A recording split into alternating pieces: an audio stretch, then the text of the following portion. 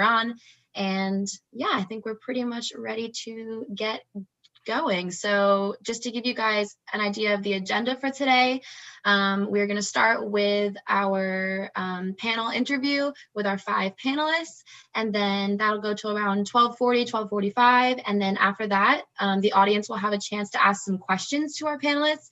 So if while we're talking, you come up with any questions that you want to ask, you can actually throw those in the chat and direct message them to Alexi. And then when we get to the Q&A, she's going to be calling on people to unmute and ask their questions. So just keep that in mind. If you come up with any questions, throw them in the chat to Alexi, and then you will get a chance to ask that once we get to our Q&A.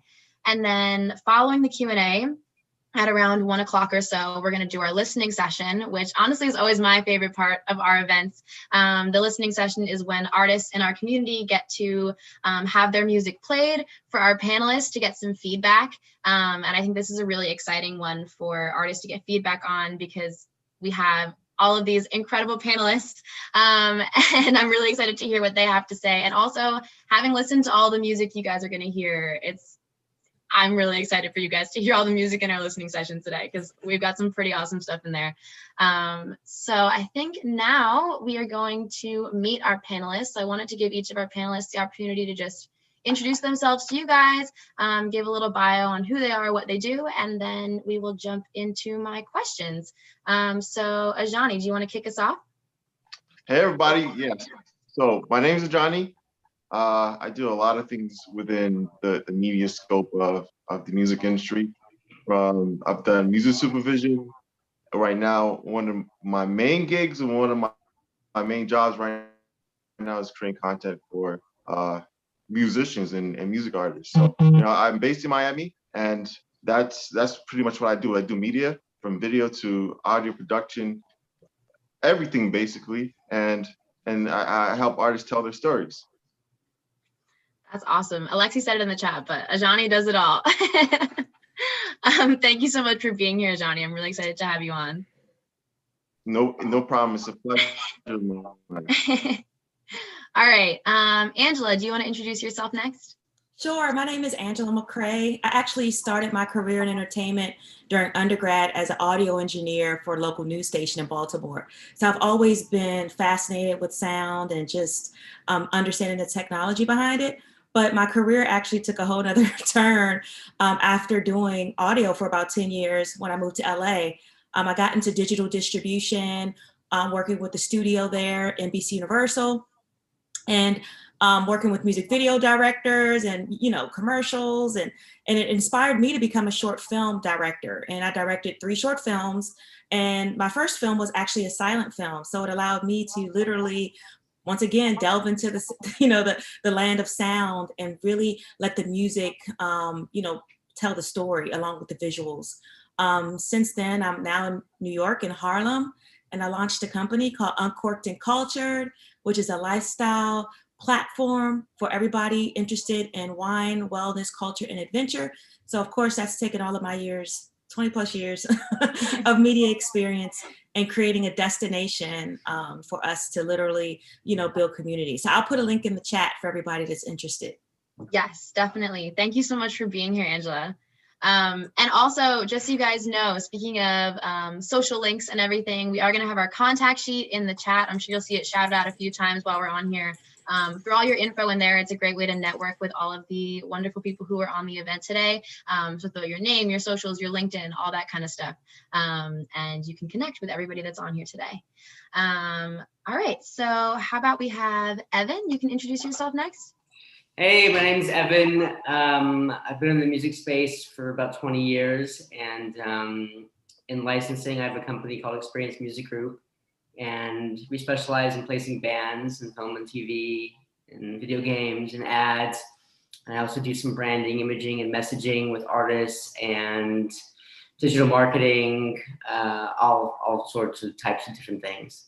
That's awesome. Thank you so much. Okay, next, Daraj, you want to introduce yourself? Yeah, let me unmute. I had a feeling I was going to go up next. I don't know what it was. What's going on, y'all? I'm Daraj, hip hop artist, songwriter. I'm based out of Orlando, Florida. originally from the DMV area, but I've been in Florida long enough to be a Floridian. Yeah, so I've been doing music for years, but I guess more noteworthy, I was formerly signed to a label, independent Christian hip hop label from about 2014 to 2019. And then middle of 2019, I decided to pivot and go fully independent, and really go head first into sync licensing. And so a lot of my catalog nowadays is forward facing and prioritized to TV and film. Been able to have a lot of success kind of in a short amount of time. Just had my music featured in the recent NHL during the finals. The Cruella, I got a Cruella trailer, you know, Amazon, NBC, CBS, Fox, a lot of different, you know, really cool places, and been able to build relationships with, you know, different supervisors and agencies. In addition, you know, during that time, we've created, this is why I'm actually really grateful that, you know, Jenna and Lexi, that the whole Finesse Media team is holding a space like this. Because I think that's how Jenna might have come across myself. We have a community as well. We started over on Clubhouse where we meet every week. It's called Control Camp. And, you know, we host, you know, rooms and talks just about sync licensing, how the independent artist, composer, songwriter can get their, you know, make their way and succeed in that space. And we know we do panels with supervisors and agents and the likes and industry professionals just to help give back. You know, I have a huge heart for, you know, indies, and I know a lot of talented people, and just wanting to see them succeed, you know what I mean, in the areas that they're gifted in and most gifted in, and where I've, you know, found liberty and freedom kind of in that space. Because, you know, this side of the music industry has really kind of breathed new life into my music career. So I'm really excited to be here and excited to hear all the music too. I'm so excited to have you on. Thank you so much for being here. And yes, that is how I found you. So guys, if you are not on Clubhouse, first of all, you should be. What are you doing? Get on Clubhouse, and you should head over to Control Camp because they're hosting some great conversations over there. So definitely hop on there. If this is a space you're interested in, that is where you should be. And then last but certainly not least, we have Toby. Do you want to introduce yourself? Yeah, hi Jenna, hi everyone, thanks for having me. I'm Toby Williams. I'm a music supervisor based in London. I work for an agency called Leland Music, and we work in music supervision across films, TV and advertising, and that's full service, so everything from original composition and scoring work through to placement and licensing and brand partnerships, things like that. That's awesome. Thank you so much for being here. I know you're in a very different time zone than all the rest of us. So pretty different. Okay. Thank you for being here. All right. So now that we've met all of our panelists, we are going to jump into some questions. So the first thing that I wanted to talk about, because one of the kind of goals of this conversation was that I wanted our audience to learn about the different roles and relationships that are involved in the sync process and kind of how that whole process kind of works together. I think there's a lot of roles in there that people don't necessarily realize are there, and don't necessarily understand how all the different people work together to get a song all the way through the process. So I just wanted to ask each of you just to briefly explain kind of where your role fits into the sync process and what other roles do you work closely with? Like, what are the relationships that you have with other roles in the sync process in order to kind of get that song all the way through? So actually, Toby, can we start with you? Yeah, sure. I think an easy way to think of a music supervisor is sitting squarely between the film world and the music world. So in effect, I'm hired by filmmakers or you know, sometimes advertising agencies or production companies or directors to help create or source music to help tell their stories. And that can manifest itself in many different ways of, you know, whether that's kind of scoring with like a film composer or finding commercial music, library music. We like to think of it more as like a music solution rather than necessarily kind of specializing in any one of those particular areas. It's just kind of like helping people who don't necessarily know how to utilize music find the right kind of music for their projects.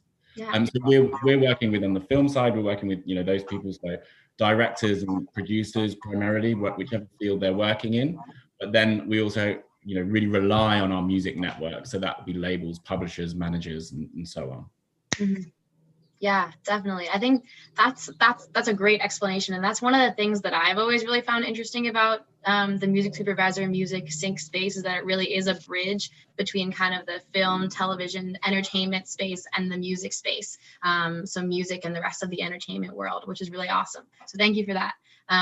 Angela, how about you? I know you're kind of more on the film space. So what is your kind of connection to the sync world? Well, Toby said it very well. I mean, as a filmmaker, director and producer, the first thing is like wanting to evoke a certain emotion and really understand who the audience is and what kind of feeling I want them to get, right? So for the short film, it was a traveling piece. It was a kind of a slice of life piece. So it was super important and then of course for a certain demographic. So for me going into it, I really wanted to make sure that I connected with composers, first, because that was the first thing, right? Was making sure that as each scene transitioned and during those emotional moments that composer was able to encapsulate, what I wanted the audience to feel. And, that was a little tough for me because as a short film, producer director, our budgets aren't very big, and it was my first film, so I didn't have a network, and I didn't even have a music supervisor at the beginning, right? It was literally just reaching out to composers, going into messaging boards. And I felt like, it was like finding that perfect straw in a haystack. So, but I was blessed to meet a gentleman by the name of Matthew Head, who's an Emmy Award winning composer, is working with a lot of own shows and things like that was able to really help get me in motion as far as like identifying that sound and working closely with him. So I felt like that was an integral part for me to be able to work with a composer to know the process, and then also know on the back end dealing with the sound designer and the other side of the sound, right, for the film, to know how to really make sure that we had all the components in place.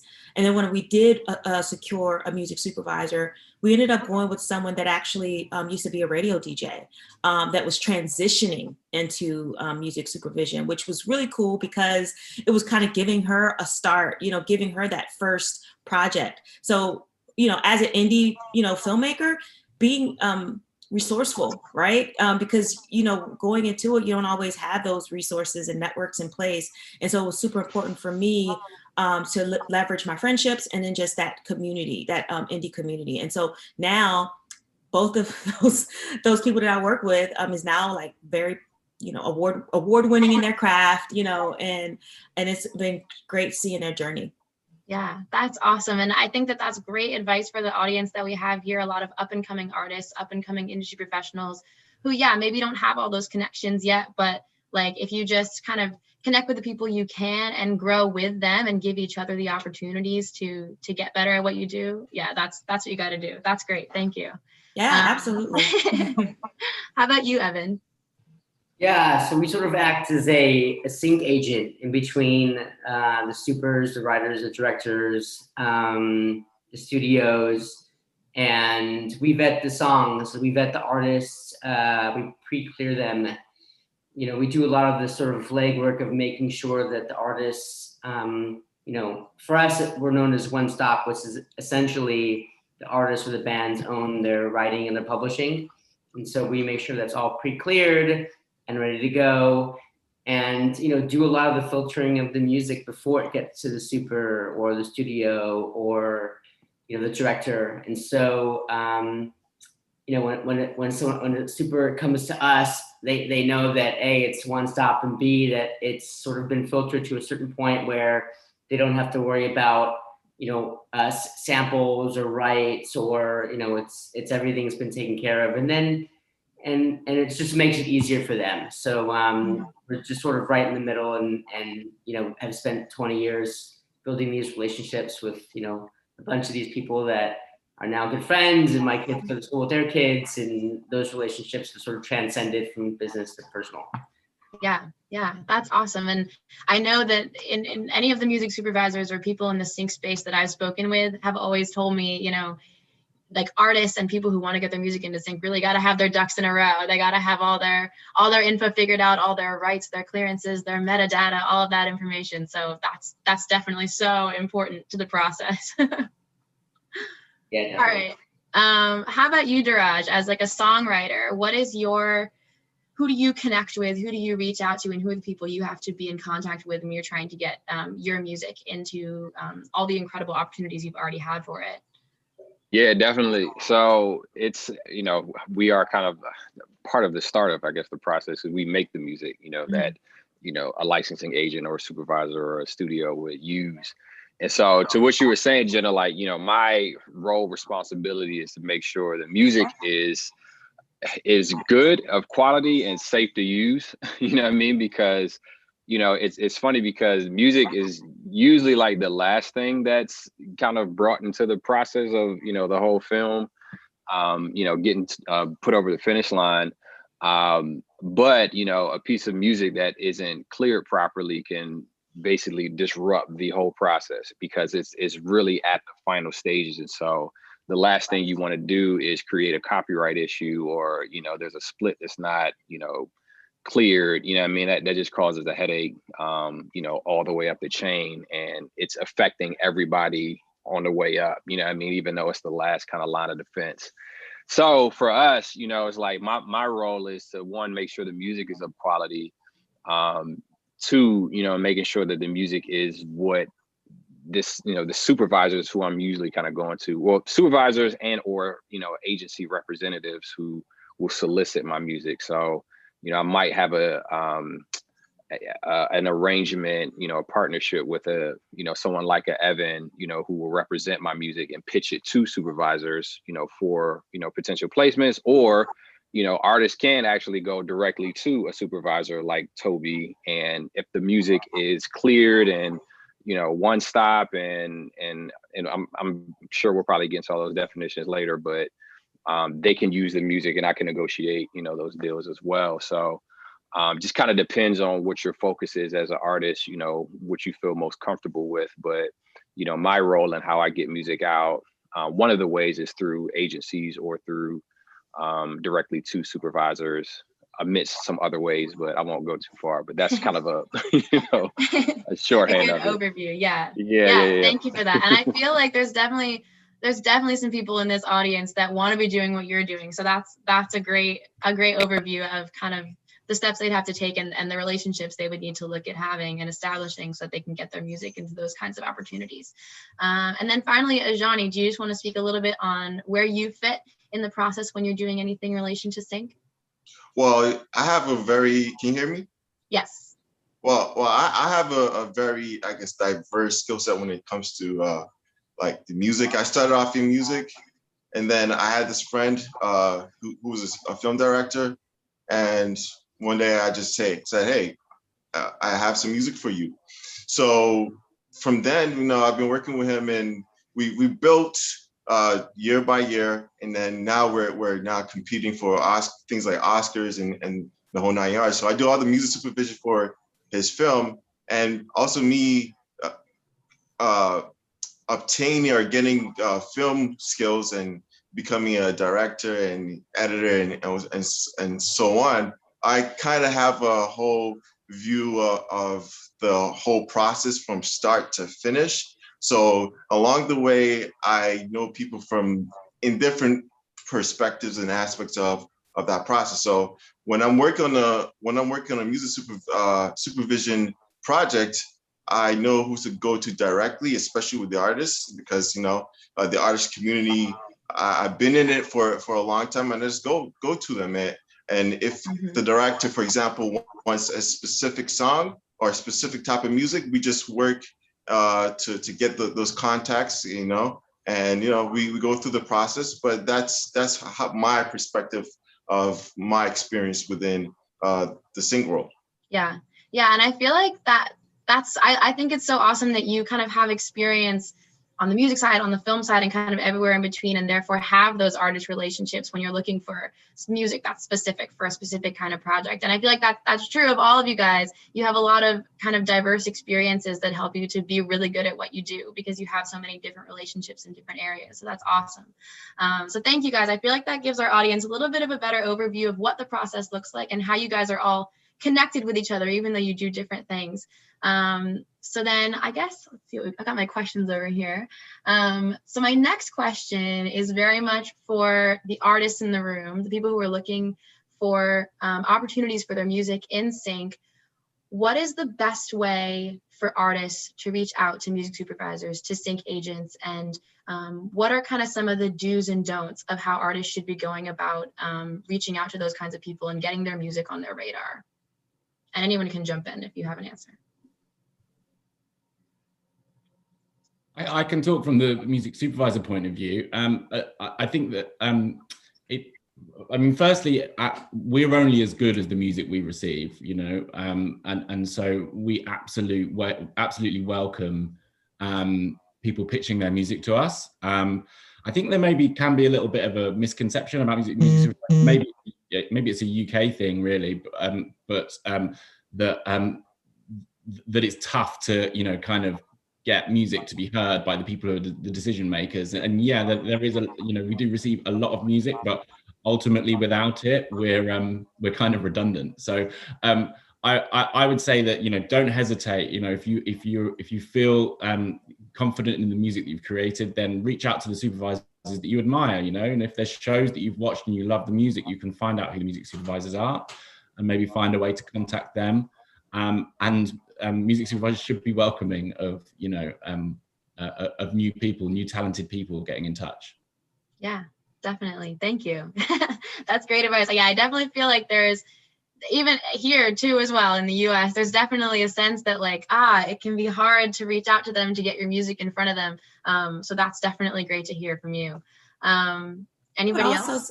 I would also say, just from a filmmaker standpoint, like go to film festivals. Like everybody says that film festivals are like hungry, they're committed, they're dedicated, and it's great networking. Not only will you meet music supervisors, but you'll meet producers and directors, most importantly, that'll connect you and actually put you in their next film. And so like not all filmmakers, you know, are at a stage in their careers where they actually need or can use or can afford music supervisors. So a lot of times they're, you know, wearing multiple hats, similar to, you know, Ajani's point. You know, a lot of times, especially from, you know, startups, film schools, you know, get people when they're young, and then you could grow in their success. Because I think one of the consistent things that is said during this panel is the relationships. And when you start early, you'll go a long way.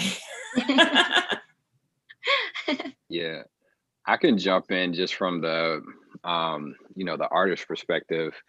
And I'm really excited about this whole topic because I always like to start with the end in mind, you know, as an artist, you know, trying to figure out like what your goals are, because it kind of helps dictate your strategy, you know, moving forward. Because, you know, as we talked about, there's many different ways to get your music, you know, in front of the people that, you know, who actually need your music. I mean, you can go through publishers, agents, you can go direct through supervisors, you can go through editors, you can go through producers. You like, there's a lot of different ways you can do it. I think some of the most common ways is if, you know, you're the type of artist who likes to,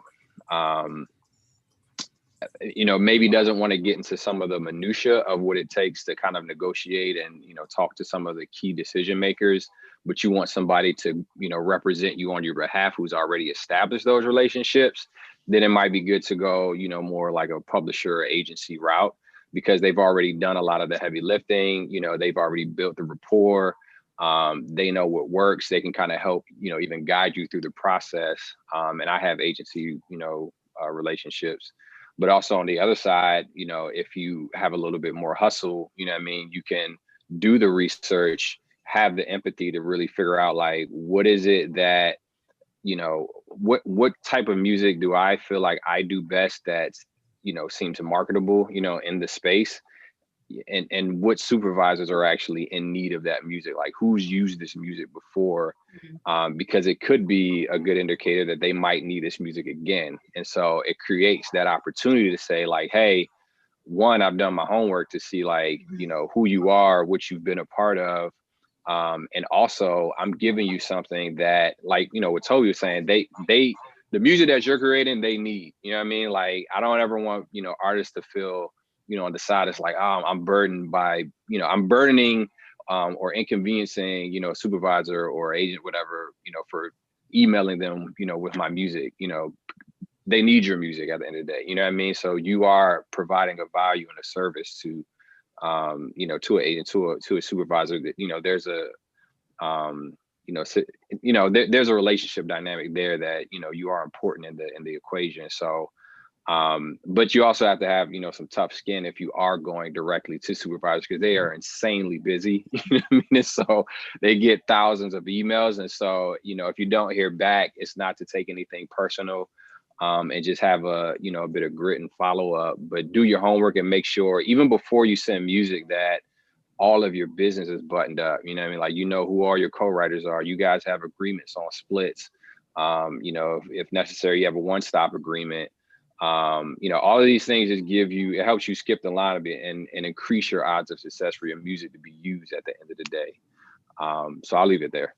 Yeah, no, absolutely. That is great advice. And I did actually, that leads very well into my next question. I wanted to get into a little bit more of the specifics of what do artists need to have kind of figured out in terms of their rights, in terms of publishing, in terms of metadata. What are the things that they need to kind of have in a row and ready to go before they reach out to a music supervisor or a filmmaker when they want to get their music into those kinds of opportunities? And Evan, I think that's probably something you could speak on. Yeah, I mean, first and foremost, if you have any co-writers, you want to make sure you have co-writing agreements. It's all written down.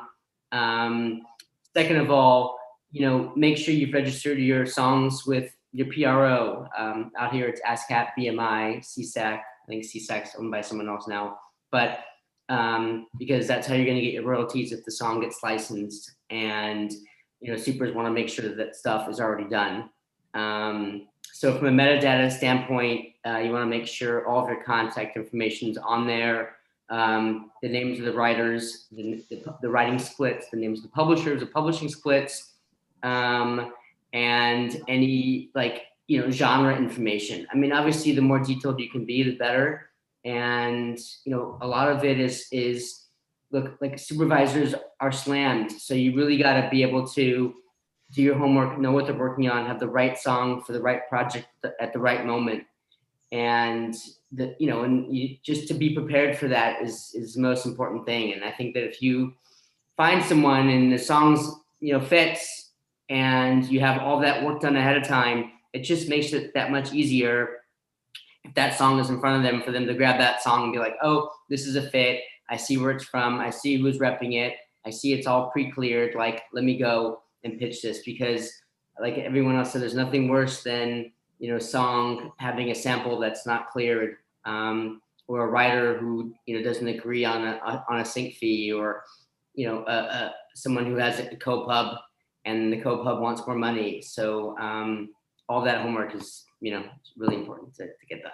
Yeah, absolutely. Yeah, that's artists. I hope you're taking notes. I hope you're writing all of this stuff down, because this is really important if you're looking for these kinds of opportunities, that you have all of this in line. So you guys better have your pens and pencils out, your notebooks out, take some notes, because this is gold. You guys need to know all this stuff.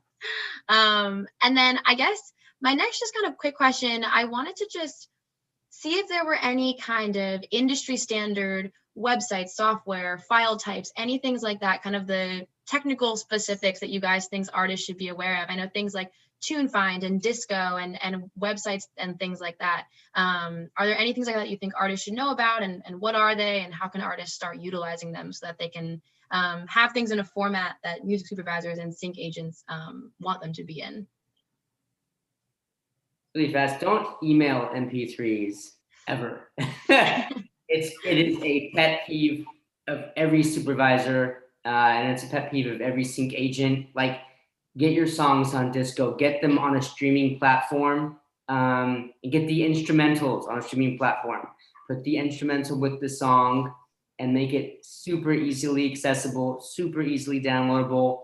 And then on those platforms, as much data as possible. Please do not email MP3s. All you That's artists funny. hear that? Yeah, I'll jump in real quick. I'm a Disco groupie, so I love Disco. I think they make it hard to kind of beat, as far as how they set it up, the way that you can just organize playlists and make downloads easy. But I'll say, just even before you get to the software, just making sure that you have all your tracks mixed and mastered. You have the full mix, the acapella, the instrumental, the stems broken out into groups. I was going to say, somebody mentioned on here, Audly, which I don't know many people that know about Audly, but Audly is actually a really dope platform. It's kind of like an all-in-one. You can write in there, you can put different versions. It's more so like if you're in the drafting stage, you can upload, different versions. You can include different co-writers in there and annotate splits and all that kind of stuff, and everybody can agree upon it in there. So it's a really dope platform.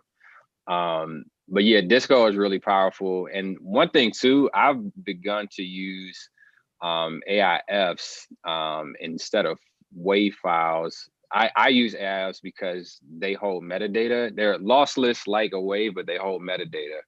And so I just like to kind of not do extra work. So if I can have a lossless file that includes metadata, if ever I'm exporting out to another file, it'll carry over. And so it just makes it that much more of an easier process. The goal is to make it as easy as possible for whoever you're sending music to. You want to make sure you're as prepared as you can be, because that's what's going to help you like succeed. Like answer emails quick, make sure because a brief will come in. If you got the right track for it, you want to make sure you can send that joint immediately, because they needed it yesterday usually. So. Yeah. And I just want to co-sign too, because that's a good point. Like from a filmmaker side, when you're telling your story, we might only need a small clip of the song, or we might just need the instrumental, or we want to maybe combine the instrumental and then only bring a certain part of the song. So we have to, having those split tracks and being able to have the instrumentals split from the, the vocals and all those things will allow us to have, some level of creativity when integrating your music into the film and the project. Yeah, absolutely. Yeah, and I think that's probably something that people don't necessarily consider. It's not just your song that they need the stems, they need the instrumentals, they need everything, because when you think about movies and television shows that you watch, like they cut things up, they move things around, they integrate them creatively in order to tell the story they're trying to tell. Yes. So because it has to fit within the certain Exactly. time slot, in the film. So that's super important. Yeah, absolutely. Yeah, that's a really great point to bring up for any artists looking to get their music into TV and film. Have all of that, have your stems, have your instrumentals, have that ready to go. Okay, so the next thing, and kind of the sort of rounding us out towards the end of the interview here, I wanted to ask you guys we've talked a lot about artists and what artists can be doing in terms of reaching out to you guys and getting these opportunities. I did want to touch a little bit on your advice for people who actually want to be doing what you're doing. If they want to be a music supervisor, if they want to be, a sync agent, a filmmaker, like what are the things that they should be doing, the opportunities they should be looking for, maybe the internships, who should they be reaching out to and networking with in order to start kind of learning how to do that and start getting those opportunities to do what you guys are doing. And Ajani, why don't we start with you? Well, I would say LinkedIn. LinkedIn is probably like my number one platform. That's, how I connected with Finesse Media and, started this conversation. So for me, LinkedIn, because every professional is on there. Well, there should be.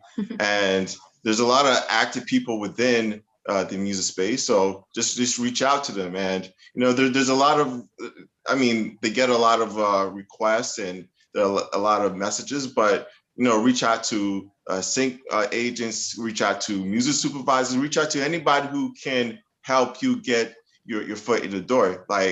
And you don't know where the opportunities could come from. Like me working with my friend and, building our way up. That's how I got my start. And now we're seeing great success as we grow. So, my main thing is just to keep your eyes open, be open to new connections and always be looking for that opportunity, the next opportunity to get whatever you're looking for. Yeah, definitely. Is there any other advice from our panel? Yeah, I'd say it's a tricky thing to be really precise about, like the way to becoming a music supervisor, because there are so many different ways to do it. Like, just other supervisors that I know in London are some are musicians, some come from publishing or a record label side, some manage artists at the same time, or DJs. Radio DJs is a really common thing to combine with being a music supervisor. So it's tricky to kind of point at one pathway in, but I would say that, and I think that some of the other panel have already spoken about this really well, that I think most music supervisors' careers kind of they progress in parallel with filmmakers that they have a relationship with. You know, when you're starting out, maybe like, you might be working on something by an emerging artist, a student filmmaker or something like that. And then as your career progresses, so does theirs, all the other way around. And I think that like making those relationships with people who are creatively really interesting to you is a really good way of kind of mutually benefiting from each other's experience. And I'll just say too, that's well said. I think just doing it, right? Like, I mean, look at Questlove. I mean, Questlove just directed Summer of Soul, his first directorial debut. I mean, he started as, you know, as a musician, right? He's music supervised multiple films. Now he's directing. So this is somebody who's just an example of just doing it. And with, you know, now in 2021, we have technology at our fingertips, like all of these cool resources that you guys are mentioning in the chat that I've never even heard of, like Disco and Oddly, like, you know, we have our cell phones that are like, you know, these are cameras, like, you know, you can shoot 4K. So get your friends together and be like, hey, let's do this. I want to music supervise, or I want to, you know, do the composition for this, and just have that proof of work, you know, put that product out there, get those followers. I mean, with TikTok and, you know, Twitch and Instagram and everything that's out there, you can get your products and your work out there to just get that track record. And the people who mess with it, who feel it, they're going to come. Yeah, absolutely. That is great advice. Just jump in and do it. You don't need to know what you're doing right in the beginning. Just start doing it and you'll figure it out. And you have good questions to ask once you get in front of those people, because you have some proof of work with you. Yes, absolutely. That is great advice. And I do want to give our audience a chance to ask a few questions before we move into our listening session. So thank you guys so much for everything you've said already. And now we're going to move into some questions from our audience. So if you have a question and you haven't already sent it over to Alexi, you can send that to her now, and then she's going to start calling on people to unmute and ask their questions. So Alexi, do we have some questions to ask? Not yet. So if anyone has some questions, go ahead and shoot I know you guys have questions, because I have so many more questions. So I know you guys have stuff you want to know. You know, I'm going to call on someone who's in the audience who I know is going to have some questions. Dia. Dia, hello. Oh, you're muted. Dia, can you hear us? Dia is an aspiring music supervisor, which is why I'm calling on her. Dia, you have to unmute yourself. No? No? There we go. Oh, no, we can't hear you. Okay, Dia, shoot me your message. Shoot me a question in the chat, and I will go ahead and call on you for it. Well, I'll ask it for you. All right. Let's see. Rachel says, actually, Rachel, would you like to unmute yourself and you can go ahead and ask your question? Yeah, I'm unmuting, but I'm really sorry that I cannot put my video on at this juncture. You don't want to see. You just don't want to see. So I'm just curious, as far as linking up with music supervisors, you know, I mean, I love the idea of having an agent to be able to do that who already has established relationships. But I'm curious, I know you mentioned LinkedIn for people who, you know, want to become music supervisors, but as far as for artists, what would you think would be the best way to go about finding music supervisors and reaching out to them?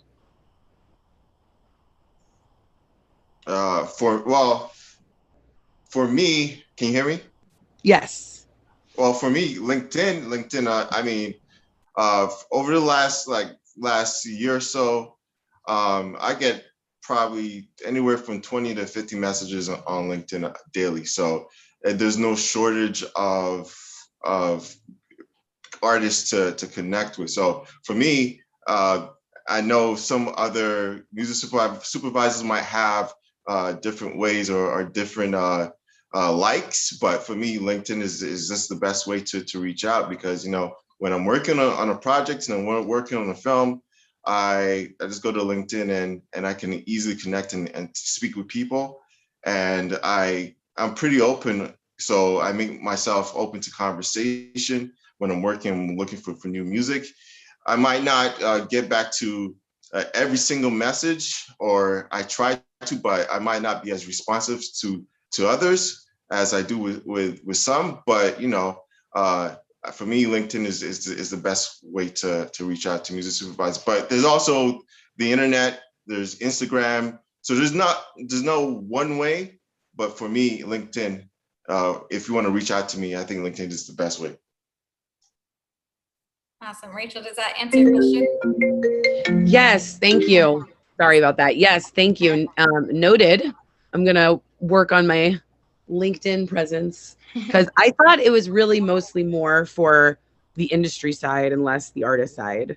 You can find people, just by the way, for everybody who's on here, you can find people and connect with people through any platform, through LinkedIn, Clubhouse, TikTok, through Instagram. A lot of people that I've connected with personally, they're from Instagram. So you can utilize any platform. Dia, I'm going to go ahead and give you a chance. I know you can't unmute yourself, but Dia's question is, she said, are there any programs besides Guild of Music Supervisors where you can get involved with contacting other music soups based on their location or regions? And anyone can feel free to hop in here. I don't know about programs, but I'm a big fan of IMDb and looking at what the supervisor is currently working on, whether it's a film or TV, and really just sort of, doing your homework. I mean, a lot of supers that are friends of mine, I've heard them say that if someone reaches out for a pitch, that it's nice that that person knows a little bit about them, a little bit about what they're working on, what kind of music that they need. So, it gives it a little more of a personal touch. So, again, like the word homework's been mentioned multiple times. I can't stress the importance of doing your homework ahead of time. And if you find them on, Twitter, you find them on IMDb, what they're working on. If they need hip hop, you send them hip hop, not rock or country. And just sort of really being as prepared as possible. That's the most important thing. I would completely second what Evan just said. I think IMDb is really useful for anybody who wants to reach a music supervisor and also just get a feel for the kind of work that they do. I think it's, if there's a show that you love the music in, or you think that your music is really right for it, then you'll be able to find who the music supervisor was on IMDb. And it's also quite likely that supervisor will do another series of that show if it's successful. And so they'll keep looking for the kind of things that were in that show. So yeah, if any of you guys aren't looking at IMDb yet, then I would suggest that you do. Awesome. Dia, does it answer your question? Just give me a thumbs up if it is. Okay, cool. We have a ton of questions. Oh my goodness. I don't think we're gonna get through all of these. I knew you guys had questions. My chat is filled. So I'm gonna try to choose some that I think are relevant.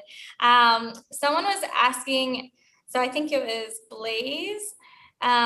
If you'd like to unmute yourself, go ahead and ask your question. Blaze, do we have you? If not, that's okay. I can ask it. So the question is how to organize and name stems. She has instrumentals, but hasn't created stems yet. And yeah, so how would you organize all of your stems? And I'm guessing that they're probably curious about metadata as well. Any suggestions? I'll jump in a little bit. I like this question. I think as far as grouping, so when I'll let you into, I guess, my process. Whenever, I finish a song, making sure we have the final mix and master for the full track, the acapella, the instrumental, and then also going through and all of the individual instruments kind of within that section.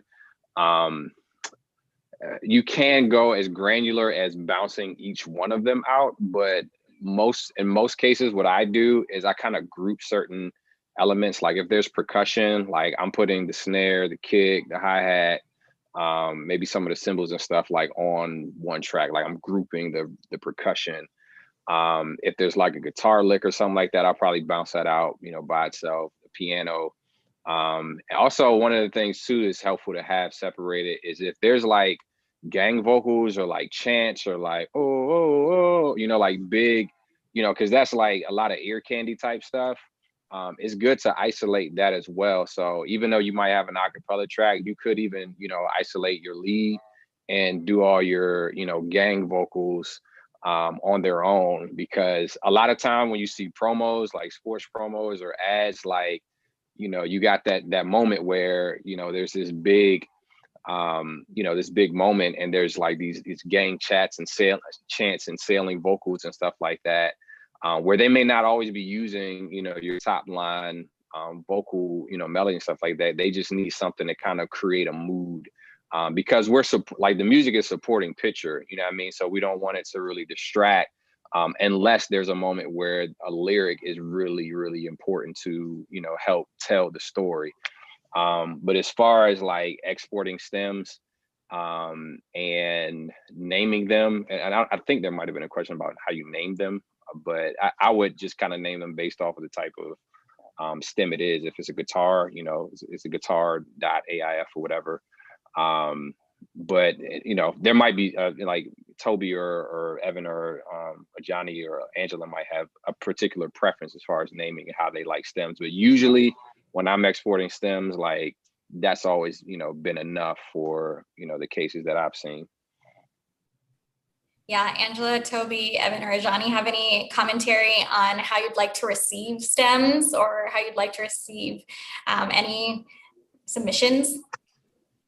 Well, for me, for like, I guess the editor standpoint, I don't want to receive like 100 different tracks. So like my friend, like our friend was just saying, it's for me, it's good to like group the different elements within a track. So, you know, say I have like 8 tracks to work with. That's better than having, you know, separate individual tracks, because it makes my workflow a little bit more difficult. And you know, in this business, in this industry, it's all about time, and time is money. So I think grouping and having fewer stems is for me, it makes it much easier and much better from the curation process to, you know, to getting the post production done. Toby, Evan, or Angela, any other commentary on that one?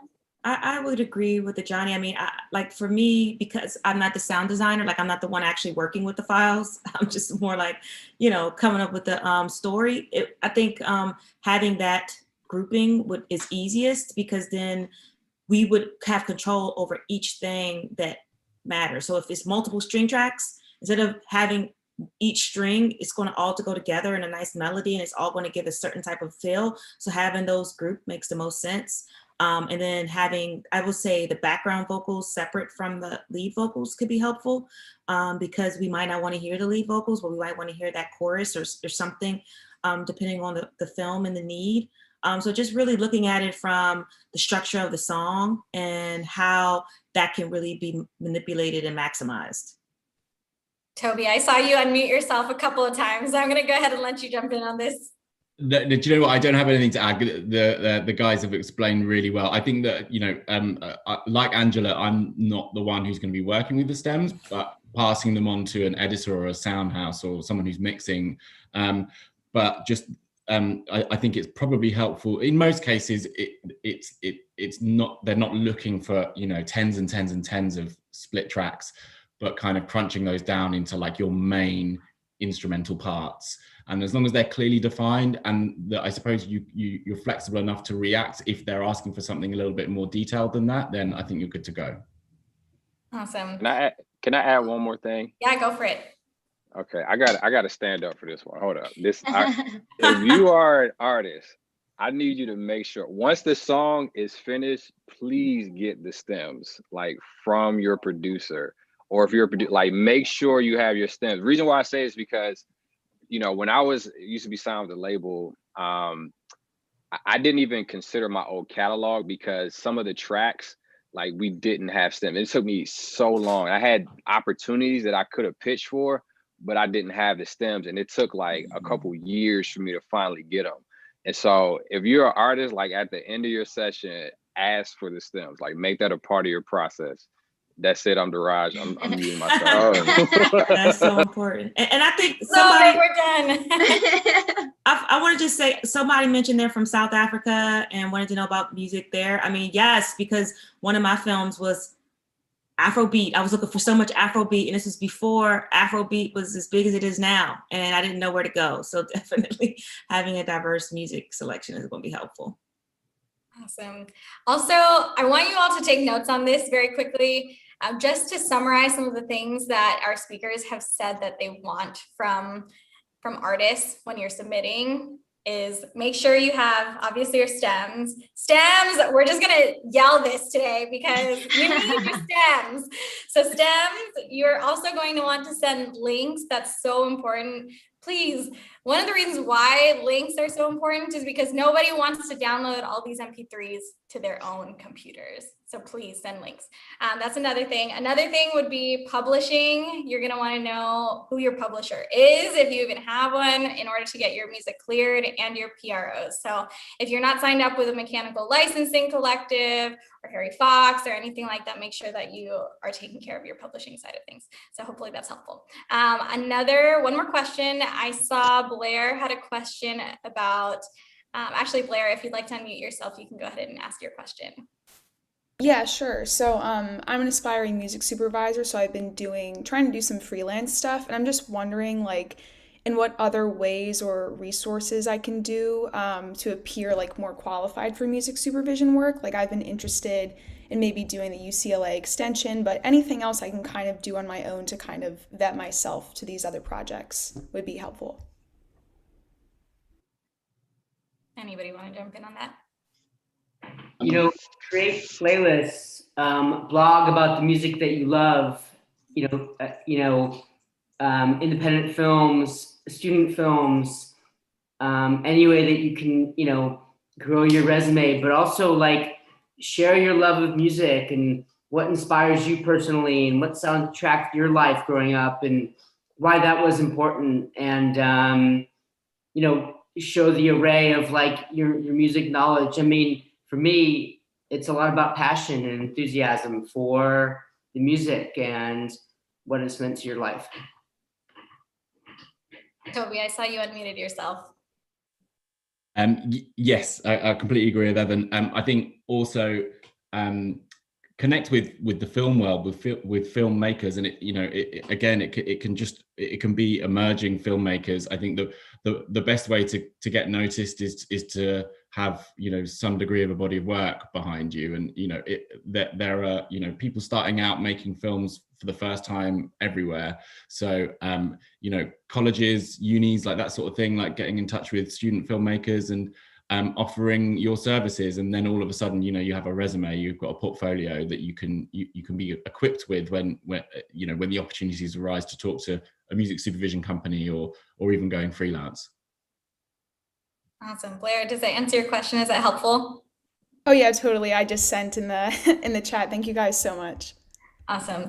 And I know Blair and Dia are both aspiring music supervisors. So if anyone has any music internships or any music supervision roles with your company, then those are definitely two people that I would highly recommend. Awesome. So that is time for our Q&A. I'm sorry we didn't get to everybody. We love you. We do. We just don't have enough time to answer everybody's questions. But Jenna, I'm going to go ahead and pass the mic back over to you, and I'm going to go ahead and mute myself. Yeah, all right. Thank you guys all so much for all your questions. See, I knew you guys had questions. You guys you're a little nervous in the beginning, but I knew you had some questions. So we are going to move into our listening session, which I am so excited about because there are some awesome songs you guys are going to get to hear today.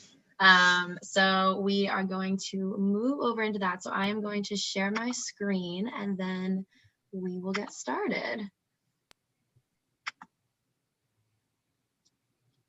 All right, can everybody see that? It's more about what you hear, but all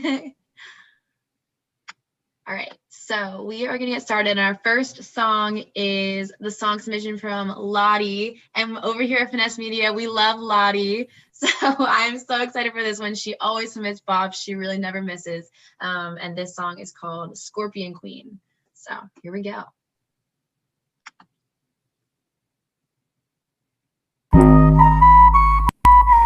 Yeah, yeah, yeah, yeah. Big chillin', moving like a villain. We been on the low, but we higher than the ceiling. Let you take the lead, cause you know what you doing. Let you lean on me, not trippin'. This all original. You and me, we at the pinnacle. Ooh, now you know, yeah. Ooh, now you know, yeah. It go like you in the Audemars, me in the modular. You with the fancy on. Now you know, yeah. Ooh, now you know, yeah. You show me the way, you love me loud. And when I'm with you, my feet don't touch the ground. You want me, cause you don't need nothing from me. Seems funny that you don't need nothing from me. It's lovely that you don't need nothing from me. You want me, and you don't need nothing from me. You don't need nothing from me. Got it on your own, never switched up a little, yeah. You don't need nobody, you don't need no ID. I know you like that I'm a boss, and when you speak, you back it up. 10 toes down, I'ma go all in now. You show me the way, you love me loud. And when I'm with you, my feet don't touch the ground. You want me, cause you don't need nothing from me. Seems funny that you don't need nothing from me. It's lovely that you don't need nothing from me. You want me, and you don't need nothing from me. All right, I'm gonna stop it there. I didn't want to stop it, but I'm gonna stop it there.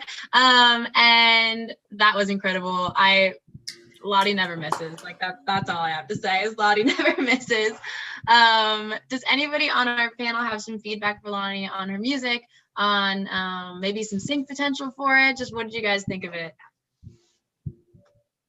Yeah, this is great. This is really, really good, Lottie. Great job. I mean, it's very contemporary. I mean, it feels like, something that would be on the radio. I mean, it feels like it's, is ready. It feels more in the lane of like TV and film, like a series, like a Power, Insecure, or something like that. You know what I mean? Like it definitely has usability, I think, in a space. So I would also say, Lottie, if you're looking for someone to kind of shadow in the sync space, Tamara Bubble is somebody who's really, really kind of doing this space really well, and she gets a ton of syncs, you know what I mean? So Tamara Bubble is somebody to kind of keep an eye on, and maybe kind of watch some of her moves, because the flavor of what you're doing is right up her alley. That is great advice. Does anyone else have anything they want to add? I'll say this, the song, quoting what Diraj just mentioned offhand, it's something you can hear on radio. Like, this is one of those records that I can definitely hear, like, clubs, specifically like club radio, Sirius Satellite, urban radio out there, like, sure. Miami, Virginia, Atlanta, the East Coast would pick up, definitely. It would blow out in the South. Yeah, has that pull. So great job on that.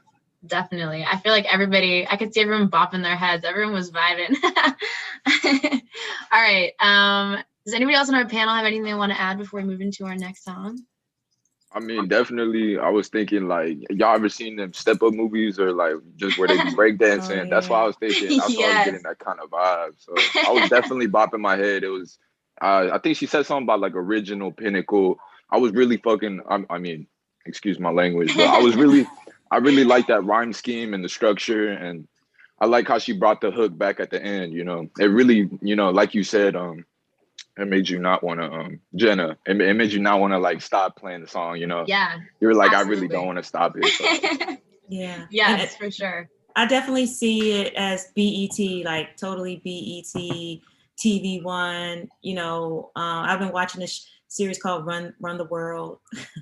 I could totally see it with some of these like women series kind of shows. Absolutely. Yeah, Lottie, that was insane. That was incredible. So we are going to move into our next submission. So I'm just going to share my screen again. And up next, we have a song from Elsie, who, if you've been to any other Finesse Media events, you know we love Elsie here at Finesse Media. And also, I will just say, at least I think her songs, every time I listen to her songs, I can like see them in a movie. Like I can see the movie playing in my head. So we're going to listen to Shadow by Elsie.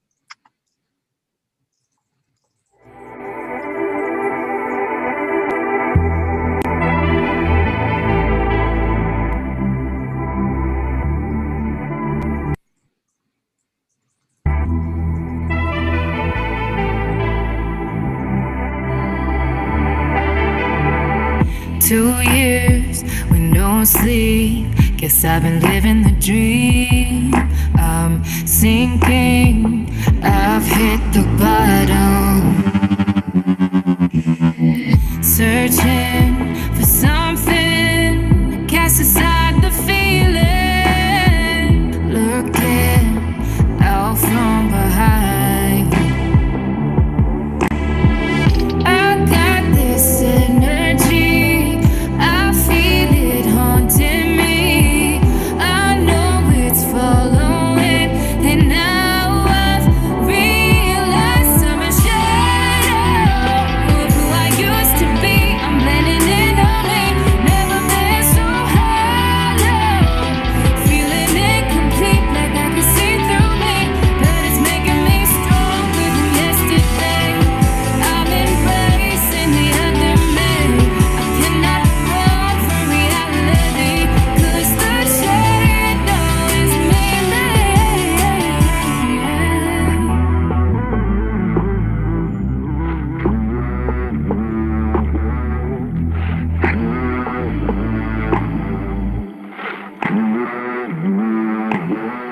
Two worlds within me, I don't know who to believe.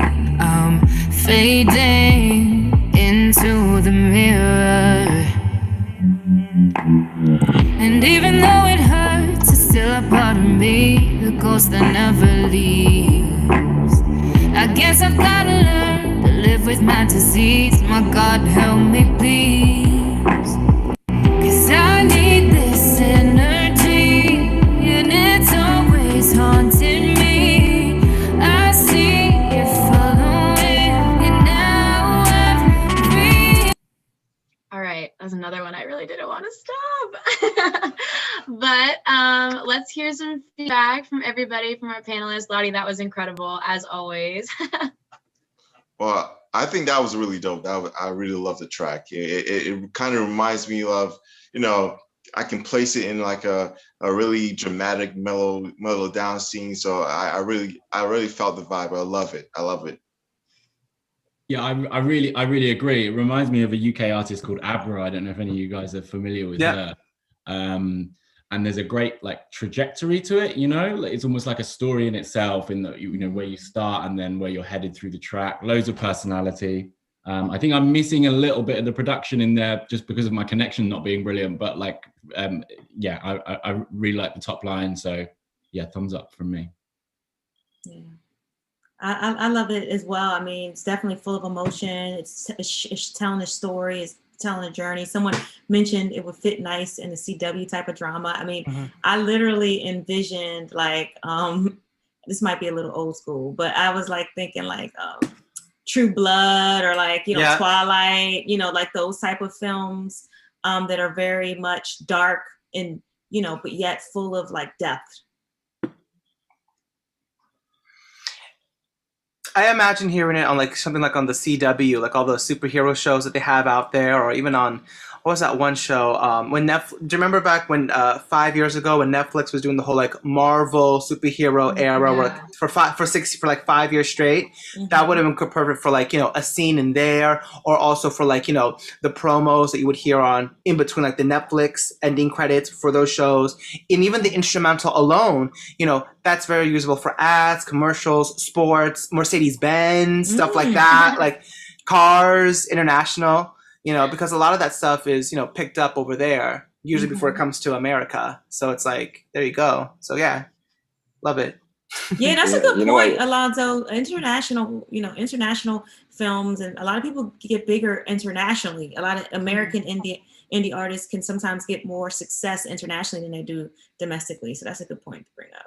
Because and just to answer that, in response to that, with the song in mind, that's usually because rollouts, the rollouts that a lot of labels do that happen, that takes usually like about a year for a production like that. It takes about like a year or 2 years for things to pick up compared to the US. So like you have, there's dance communities out there that usually pick up that stuff more and that hybrid that out to like, France, Germany, the Netherlands, then the UK, and then transfers back to America. So it's like that's why when I think we heard this type of production, it has pulling power that you can stretch this out for like, a 1 to 2 year for a release. Yeah, for sure. That's so true. Yeah, artists definitely think internationally too. Don't just focus on the US, because there's such a market out there for your music in sync. And just in case you guys didn't know, Alonzo is a sync agent that we've had on our events before. In case you guys were wondering, so he's got a lot of good tips for you guys too, and a lot of good experience. So yeah, I just wanted to let you guys know that. And I think Elsie, thank you so much for your submission, and thank you so much for being. And I think we're going to move into our next song, which is a song from Azar, who I know we've got on here. So I'm going to go ahead and share my screen again. And the song is called Mist.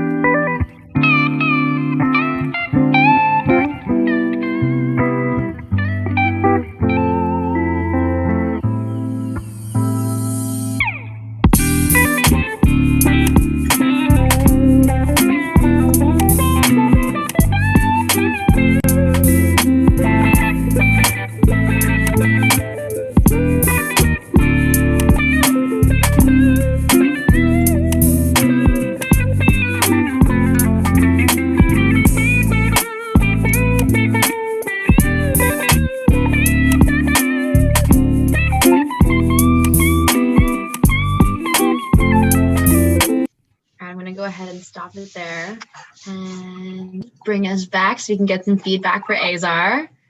Automatically, the lyrics started flowing in, as an artist perspective. Like it was crazy because at the beginning I heard the acoustics, and then it was like a slow, at first you started hearing everything, the breakdown, and then it really got into the beat drop, and then it was perfectly timed, everything. It was just perfect.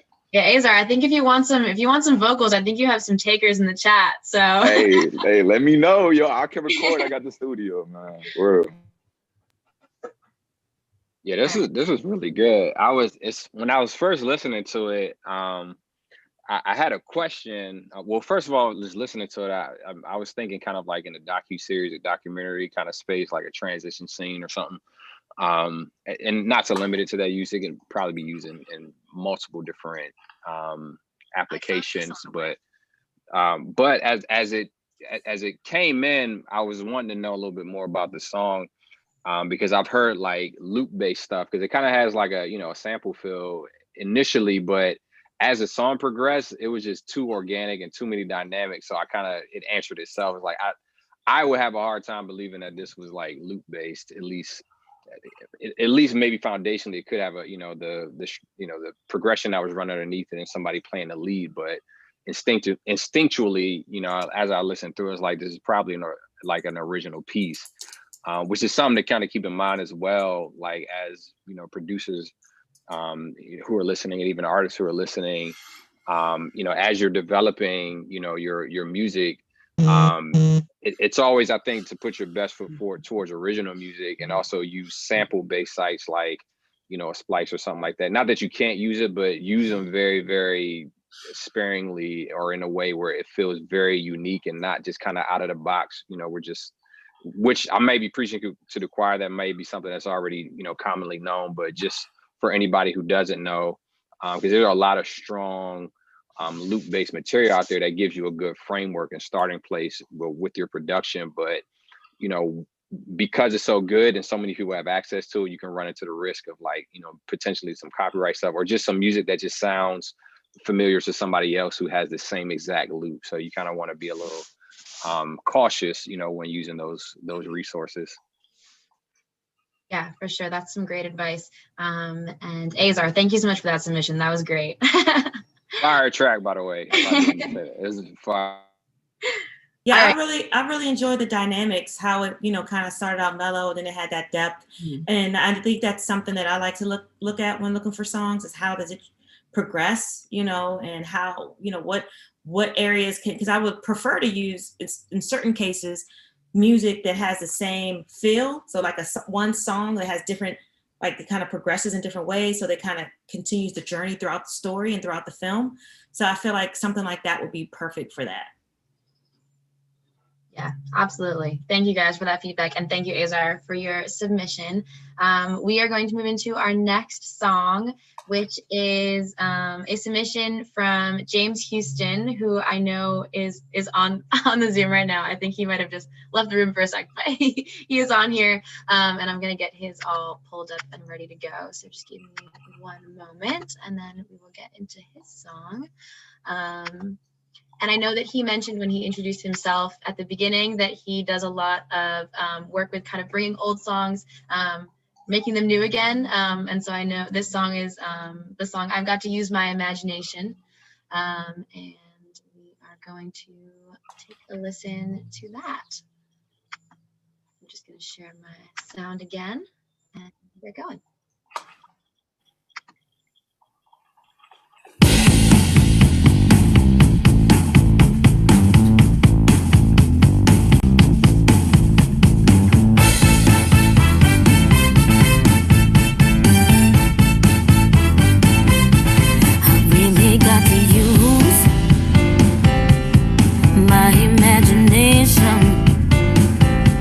To think of good reasons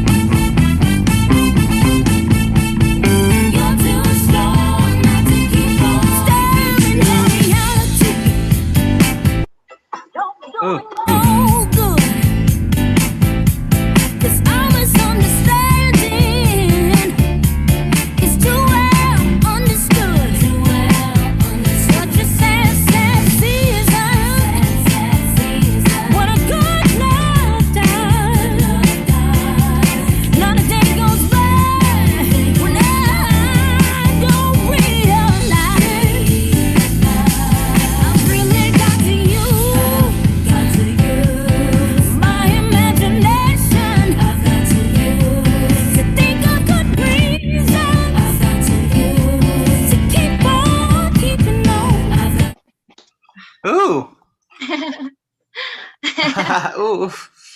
Yeah, I feel like that's like what everyone was thinking. So fun, so fun. Yeah, what did our panelists think of that one? That was like Brittany Howard, but had more sassy. Kind of like had like a New Orleans type of vibe too, a little bit. Just the way the singing, the friction, and the diction of the vocal performance and the actual the music, the track behind her. I just loved it, and those drums and rhythm. It was just that's perfect. That's hot. You don't hear, and I could definitely hear that in like again something like a True Blood scene, or even something, or even like one of those what's that one show like something on like Westworld, even when they go back to like some of those places, or even what's that one show that takes place in Wisconsin where they're all I can't, it's on top of my head, but I can definitely hear it on like some like Discovery Channel type shows like Deadliest Catch, even stuff like that. I can, because it's a versatile type of performance. It has that it has that soul sound, maintains that black sound, but the production, it got rhythm, it got some hard. It's a vibe. It's a vibe. This is definitely hear that on promos and stuff. Yeah, catchy. I feel like it should be like a musical. Like it could literally be like the song for a musical. Like I envision, like I don't know if you guys watch Jingle, or like that show or Django rather. It's called Django on Netflix, and how they had like musical numbers and like La La Land and things like that. I just feel like it just could be a breakout song in a film like that. I think it's very dynamic. The vocals are I can't say anything more, but I think from the vocals to the actual track, the dynamics within the track, the buildups, the breakdowns and the sections, I think I could see it in car spots, or like luxury brands more so. So like anything from high-end fashion, accessories, cars. I really love it. Yeah. For sure. James, thank you so much for that submission. That was great. When we were screening these before, after we were done, I like put it back on, and I was just like listening to it on my own because it was so good. All right, so we are going to move into our second to last submission. This is a submission from Chris Pounds, or Pounds, I think is the artist name. So I'm just gonna get that pulled up. All right, and we'll go back into share. And this one I'm going to let it play for a little bit, and then I might skip ahead because there's a switch up I want you guys to get to hear a little later in the song, so.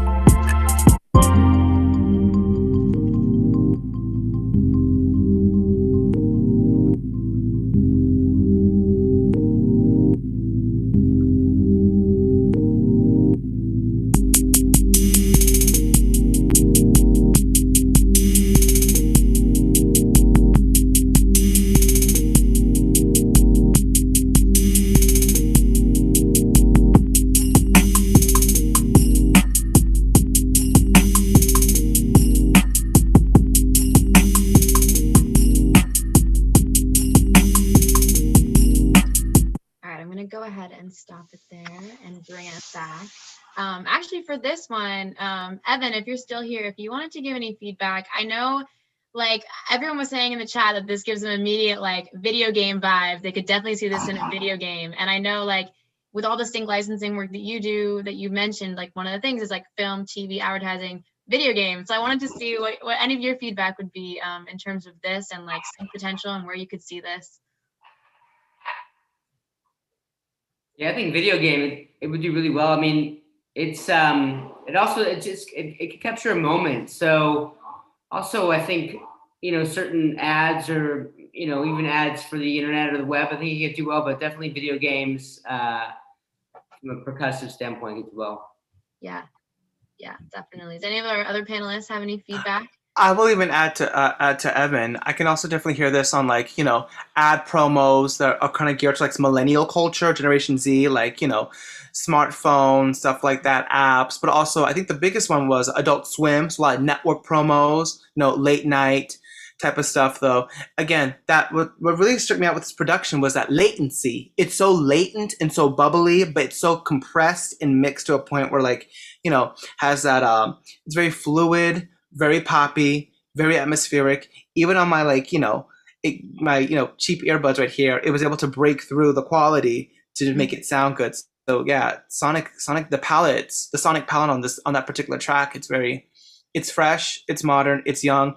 Again, video games, toys, Adult Swim, stuff like that, ad promos, streaming promos, stuff like that for, you know, Netflix shows. It's again, sure.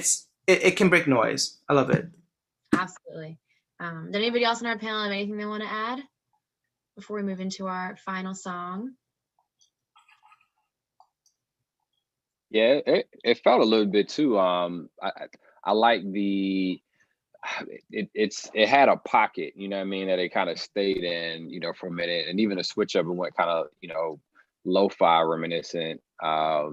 And so it reminds me kind of like of, you know, instrumental cues that just kind of have a wide range of usage. You know what I mean? I don't know if you can even nail it on the head where specifically it can only be. I feel like, you know, if it were in a production library or something like that, it's something that could be a supporting, you know, cue for a multitude of different applications and stuff like that. So yeah, great job. Yeah, absolutely. Yeah, Pounds, thank you so much for that submission. That was awesome. And I love that it was really different. And you're right, Diraj, it really can't be pinned down. It could be in so many different places. So thank you for that one. And then we are going to close out our listening session with a song from It's Julius.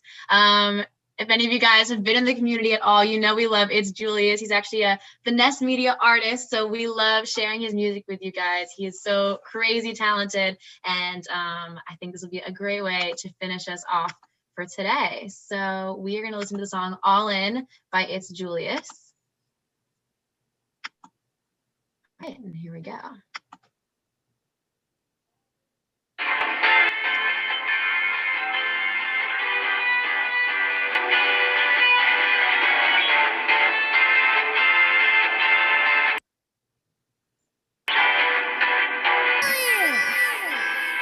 What is your worth? Do you got goals? I like ambition. What's on your mind? Do you got a type? Cause I got a vision. Let's run up a bag and run to the bank like we on a mission. Tell me you're willing to go, because I'm willing, girl, just let me know. I'll be waiting for you outside, pick you up when I slide. Set a destination on the road, we can go. Put my all in it like I'm betting on my last dime, because I'm ready for a lifetime. Hey girl, I'm all in. Is you down to risk it all until we ballin'? Let's make a play, ain't fuck a loss, girl, I don't call in. Every day I don't call off, I'll make money, I'm a boss. Had to get it round the clock, cause girl, I'm all in. Are you down? Yeah, we flip it by the pound. Are you with it? Let's go get it, and we blow it by the ounce. Are you with it? Just to win it, from the start to the beginning. Now we in it, let's go get it. Once we start, girl, it's finished. Cause girl, I'm all in. See, I got a plan to hit up a play and run up these bands. All of my mans, we got it for plug, it's high on demand. All that I can, I'm doing whatever just to be better. Can you understand? Let's do it together, go half on whatever. Split it up, double up, then re-up. Let's slide out, baby, she feeling the vibe. Jump up inside, let's slide out. No distractions, all action. patience. So turn off the phone, ain't no calling. We in too deep, falling. Give me 6 feet, cause girl, we Hey girl, I'm all in. Is you down to risk it all until we ballin'? Let's make a play, ain't fuck a loss, girl, I don't call in. Every day I don't call off. I'll make money, I'm a boss. Had to get it round the clock, cause girl, I'm all in. Are you down? Yeah, we flip it by the pound. Are you with it? Let's go get it, and we blow it by the ounce. Are you in it? Just to win it. From the start to the beginning, now we in it. Let's go get it. Once we start, let's finish. First time I saw you, you came out the store with your friends. You see me, I threw up my hand. I ain't saying nothing, just keeping it G. Your friends start to hate, but they cannot relate. Just call it the game. I've been outside with the game, that's where it get tripe. Flipping that bag, that's a part of my life. Back flips and back door on the dice. Checking chicken, but we counting it twice. Anything off, make sure that it's right. Bad for you, but you feel like it's right. Got a bag with you, that's the shit that I like. Got a proposition, but you blowing my mind. And running back like we pressing rewind. Breaking pieces, we go right down the line. You say that you for me, you know that you mine. Hey girl, I'm all in. Is you down to risk it all? I don't want to turn it off. I could see everybody vibing. Everyone was like bopping their heads, vibing to the song. But do we have any feedback on our final song from any of our panelists? Oh, we love It's Julius. He never misses. Yeah, ending on a high, definitely. I love it. The production's so vivid. I was hooked from the start. I'm actually working on a UK show called Top Boy at the moment, and if it wasn't for the fact that it pretty much exclusively only uses British accents in top lines, then I would be sending that through to the edit. That's incredible. I was curious. Go ahead, Angela. I'm sorry. I was just saying I love Top Boy. So great work, Toby. All I was going to say, I was curious. Is Julius? Was he singing and rapping on the chorus and first verse? Is that? I'm curious. Like, if he was, it's pretty impressive because the singing was really strong and the verse was dope too. So I'm like, that versatility, if that was him on both, is something to really, I think, like lean into, like as he's developing more music, to know that versatility is there. I think it just kind of opened up more options for him. As he's just, gaining more traction, I think, in this space. But yeah, I mean, it was out the gate. It was a dope track. You can't help but nod your head to it. It was awesome. Well, I love the track. I really love the track. And it kind of gave me a Chris Brown type feel in the beginning. Well, the vocals just in general when he was singing, but it was. I really loved it. Yeah, that was. We love It's Julius. All of his songs. Go stream all of these artists. A lot of them were on Spotify, so go stream them. And I'm sure a lot of them, if they're not, will be soon. So definitely be streaming all of these. Thank you so much. Can you send out like a link with all the streams? Yes, for sure. We can definitely make a playlist on the Finesse Media Spotify and maybe send it out to everyone who RSVP'd to the event, so you guys have those songs, because yeah, these artists were killing it. Thank you so much to everybody who submitted music. Thank you so much to our panelists for all the feedback, and to everyone for all their feedback. I really appreciate you all being here. And all of you taking the time to just come here on your Saturday and spend some time with us and learn about sync and supervision. So just huge thank you to you guys. One more plug for the contact sheet before we finish up. I know Abby was throwing it in the chat. There it is. Throw all your info in the contact sheet, because as you can see, there's some crazy talented people in here, and I already saw messages in the chat about people wanting to collab. So take those opportunities, meet some people, get your collaborations going, take the advice that all of our panelists were saying, and connect with people and lift each other up, give each other opportunities to get great. And yeah, so just thank you guys, everybody, for being here. Another plug for the Finesse VIPs platform. If you want to be a member of our community, an official member of our community, you can sign up for Finesse VIPs. And yeah, just thank everybody. And I'm going to pass it back to Alexi real quick, just so she can say a few words to close this out. Awesome. Thank you so much, Jenna. This is the first event that Jenna has hosted and put together pretty much the entire thing herself. So thank you, Jenna, for putting this all together. This is awesome. Thank you to all of our speakers. Obviously, I've connected with almost all of you. I think the only person I haven't spoken to individually is Diraj, and we'll do that eventually soon. But we appreciate you all so much and are so grateful for you joining this community. And to our audience, obviously, we're grateful for you as well. I got so many messages in the middle of the event that I couldn't respond to all of them, but a lot of folks were asking how to submit to our playlist and how to submit to these events on a week-to-week basis. If you would like to come to our events, they're free every single weekend. The submission review process is you have to purchase a submission review because it pays us to review it before the event, but it's cheap, it's affordable for you to do so because we primarily work with a lot of BIPOC. So we hope that you all get something out of our events every single weekend. And we're, again, so grateful for you. So thank you again, Angela, Toby, Johnny, Evan, and Diraj for joining us this weekend. Oh, and Alonzo too, who came in last minute. But we hope you have a great weekend and we'll talk to you all soon. Bye, everybody. Thank you. Bye, everybody. Thanks for having us.